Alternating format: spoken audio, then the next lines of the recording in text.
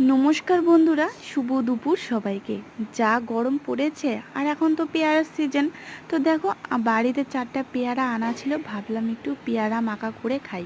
তো পেয়ারাগুলো ভালো করে ধুয়ে এরকম ছোটো সাইজের করে কেটে নিয়েছি। এখানে দিলাম সামান্য একটু লবণ, একটু লঙ্কা গুঁড়ো, আর যেটা একদম না দিলেই নয় সেটা হলো কাসুন্দি। তো কাসুন্দি সামান্য একটু দিয়ে ভালো করে মেখে নেব। তো তোমরা কারা কারা পেয়ারা মাখা খেতে ভালোবাসো অবশ্যই কিন্তু কমেন্টে জানিও।